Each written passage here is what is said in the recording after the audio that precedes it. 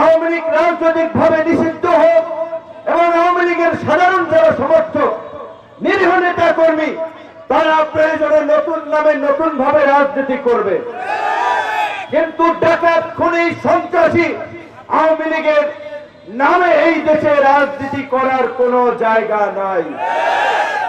Operation devil hunt, দুর্বৃত্তদেরকে ধরার জন্য স্বরাষ্ট্র মন্ত্রণালয় থেকে যৌথ বাহিনীর অভিযান পরিচালনার ঘোষণা দিয়েছে।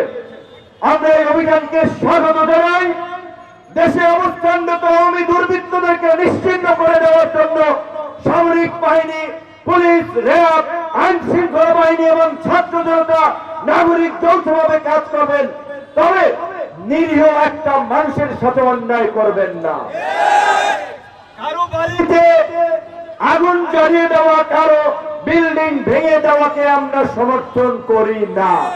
আমাদের আন্দোলনের ছাত্র নেতৃবৃন্দের মধ্যে গুলি কয়েক ছাত্র নেতৃবৃন্দ আন্দোলনকে ব্যবহার করে তারা দল করতে চায়, সংগঠন করতে চায়, বাকিদের অবদানকে অস্বীকার করে।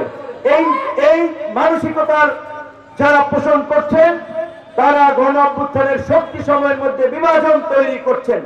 এই বিভাজন আমরা চাই না। পাকুন্দিয়া থেকে কিশোরগঞ্জে 30 টাকার ভাড়া নাকি 50 টাকা করেছে, নতুন সিন্ডিকেট করে কারা? ইউনো সাহেব নাকি অনুমতিবিহীন এই গণহত্যার ছাত্র জনতার আন্দোলনে হামলাকারী মামলার আসামি তাদেরকে বালু উত্তোলনের ব্যবসার টেন্ডার দিয়েছে। কোন কোন ক্ষেত্রে কোন কোন রাজনৈতিক দলের উৎপাতে এখনই মানুষ আবার অতিষ্ঠ হয়ে যাচ্ছে।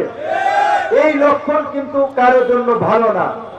যারা উৎপাত করবেন, জনগণের বিরুদ্ধে দাঁড়াবেন, গণবিরোধী কর্মকাণ্ড করবেন, আওয়ামী লীগের দিকে কিন্তু তাকান।